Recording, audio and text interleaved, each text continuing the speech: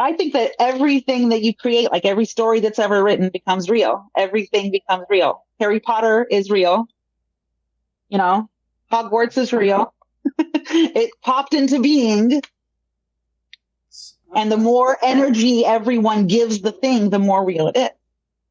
So the Christian God is very, very real because he gets a lot of energy. Huh. And it's like, I'm a sociologist, I'm not a sociologist. I majored in sociology. And there's a Thomas theorem, that which man defines as real is real in its consequences. So that's, it is real because we have to live in this world where it's real. But it's just ADHD. This is just me. Yeah.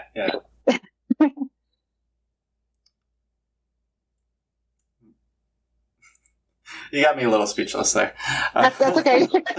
I've been thinking about these things all my life, so I have a lot of thoughts in my head, and no one ever wants to listen to me, and you're listening to me.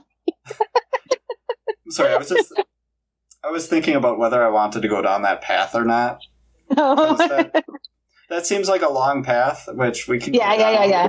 But I don't know if you want to go down that path, and I don't want to go down a path you don't want to go down. I'm worried about the length of your video here, and for your sake, I can always split it up too. Okay, I'm good. My husband's texting me asking me if I'm done yet, but I'm just gonna ignore him. Okay. All right. Well, how about we go for about 10 more minutes on this particular okay, cool. And then we can wrap it up. Okay. So we got the multi-universe theory. Yeah. I love it. Okay. Yeah, and there's lots of different theories within that theory. Yeah. Okay. All right. So I guess what makes you believe that is the case? Because it's super rad. Super. I mean, because, I have, other than, I explained how my narcolepsy made me see what I thought were ghosts. Mm-hmm. I've had other experiences that I could not explain that are not explained by narcolepsy. And other people have been there at the time in some of these cases. And so, believing in a multiverse or in multiverses is one way that I can explain how I had that experience. Some kind of weird connection of dimensions happens. So when you see a ghost or when you experience a spirit, that there's it's not supernatural. It's natural. We just don't know what it is, but it's like some connectivity or clashing of two different dimensions. Oh. Okay. Or multiverses. You can call it whatever you want to call them. Yeah. Okay. I guess how would we know if it was a multiverse or if it was some other explanation? I don't know. I saw that. So there's this show on Netflix, kind of old now, but hosted by Morgan Freeman, and it's about quantum physics and stuff. And they interviewed in it one guy who is I forgot his name, but he has this quantum refrigerator, I guess. Okay. And they sent, my words are wrong. I know this. So they sent a particle that is bigger. It's not quantum. It's not so small to be quantum. They said it's like, but not as big as an atom. Okay. Does that make sense? And it's a photon or something. Anyway, they sent it through this thing and they expected it. There's 3 chambers and they expected that it would go in a particular way.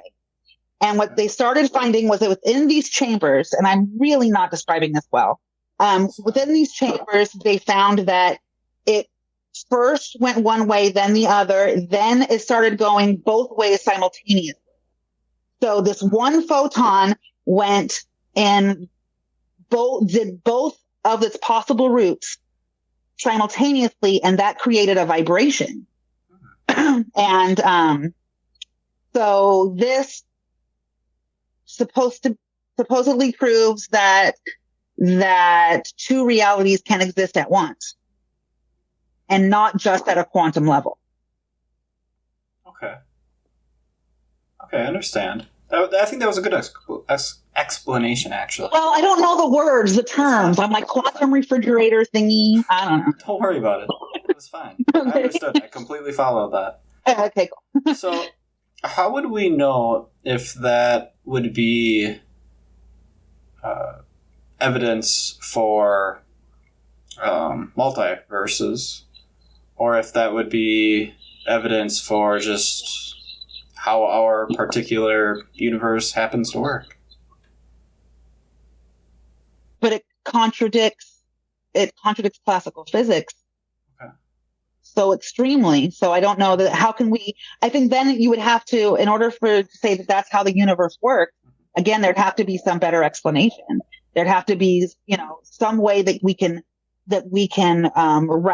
rationalize that reality with classical physics.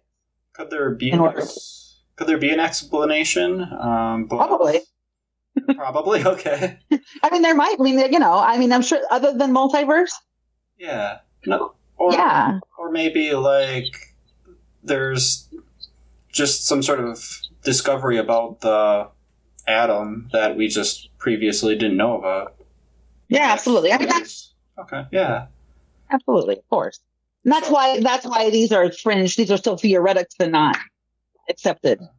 Sure. I guess where should our confidence level be at? I guess regarding the multiverse.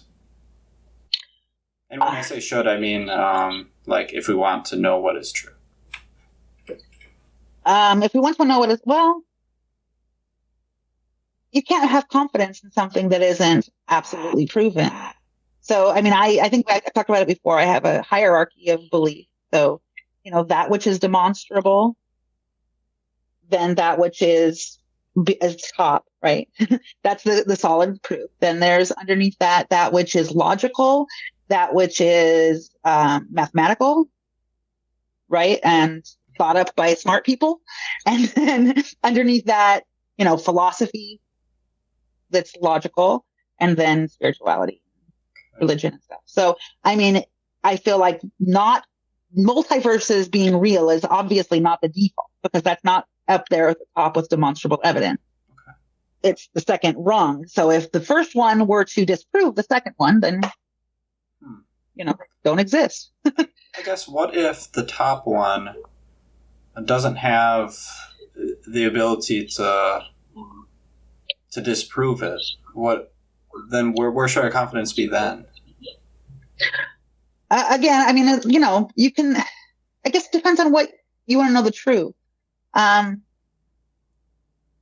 don't know. Truth, I mean, it's not super high, but not super low either. I think we need to have an open mind. I would say maybe 75%. Just, like that leaves, for me, I would say I'm 75%, but that's because I've thought about it so much. I can't think of a better explanation, and I want it to be true. But, Interesting. Okay. Does that apply to all beliefs if something can't be demonstrated, using like that first rung? So I think you said science, right? Yeah, science, okay, demonstrable science. This is demonstrable science. If something can't be proven to be false with demonstrable science, we should be at a 70% confidence? Oh, no. I mean, okay. No. Maybe the other way around. I'm sorry. If the 70... So if you're, you trust science, right? I believe science. Evolution is fact. I mean, I believe science. Okay. So if science can't prove, and right now it can't completely prove, that multiverses are real, then, I mean, the default is don't believe that multiverses are real if you want to know what's true, because that is where the consensus is in science at this point. But I think that's changing. And I think the consensus, as the scientific consensus grows, so should your confidence level. Okay. My personal confidence level in the multiverse theory / simulation theory stuff is about 75%, but it would quickly change if I got new information.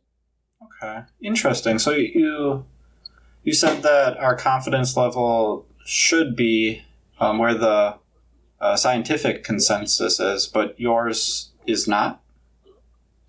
Well, yeah, that's where my spirit, like, so, spiritual me. So, if I were, say, it depends on where you are and what situation you're in. If I were in a class and my professor told me get up and defend this theory, and what would I go with? Obviously, I would go with demonstrable science because I can have sources, I can cite that, I can tell you that it's true. Yeah. So, but if I'm, at a spiritual group and I'm talking about my experiences, then I'm going to go with the other way, and I'm going to back that up with demonstrable science as much as I possibly can. Okay. I guess spiritual group aside, let's say you're just by yourself. Where do you put your confidence then? I'm pretty sure there's multiverses, or okay. I mean, I've had some weird experiences. I've had some really, really weird experiences, and I can't, things being like a glass one time came up off of the counter and came right at me. And I've had knockings. I mean, my daughter, who is 28, by the way, she is an atheist and she doesn't really care about anything spiritual. And she would always be like, no, I don't believe in any of that stuff. But when you ask her about a place we lived when she was in high school, she'll tell you that it was, what's her word? Her word was, oppressive. No, that wasn't the right word. Dreadful. It was dread to enter, that there's something that we couldn't sense, that it was there, that created a feeling of dread, and everyone that walked into that space could feel it. Interesting. Okay. Yeah, it was really freaky. And then, I've had other ones. I don't know if you want me to tell you. I don't want to keep going if you don't. I mean, if you really want to, we can. I did have one other question that was kind of... No, go ahead. There. Go ahead. I guess with regards to, your... I liked your example with the classroom. That was a really good example. So I guess with regards to your classroom over here, and then, chilling by yourself over here, and they're, kind of on the opposite sides, right, in some degree. You got a classroom where you got low confidence that multiverse is true. And then you got chilling by yourself. There we go. All right. And it's, very, or high confidence, I guess you could say. And I guess, why are those different? Feelings. I guess the feelings? Okay. And on that one, on the classroom, my feelings are irrelevant. Right. My experiences are irrelevant unless there's some kind of proof for them. Okay. So if I'm trying to argue a case, I have to have only demonstrable fact. Gotcha. Okay. So I guess your experiences were demonstrable to you, but wouldn't be to someone else. Is that kind of what you're saying? I can't make them happen, but I have been in situations where other people have been with me, and something has happened. Okay. And we all just kind of what the there's nothing. Okay. What can you do? I don't know. So I was trying to explain those things to myself. Okay. Interesting. So,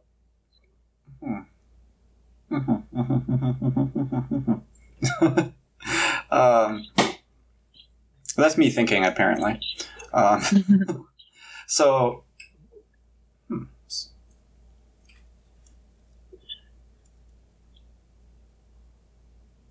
well, if someone else were to have an experience with regard, it doesn't have to be spiritual necessarily. Maybe it can be, maybe it's not. Mm-hmm. Would you take the classroom approach, or would you take the other approach? I'm like this all the time, so I don't have to choose. I just say them all, and then. Okay. I'm a lady of a lot of words. So, okay. I think, but I can't choose between that. It depends on the personal. Like if a friend of mine said, "Oh my God, I think that I have ghosts in my house," I would be like, "Okay, first, what you want to do is make sure that you don't have something going on with you medically or whatever. Second, lay some salt out around your windows." Okay. All right. Okay. Ghosts hate salt for some reason. They don't want to go anywhere salt is. Apparently, I'm really salty then. Okay. Well, I guess you have anything else? I don't think so.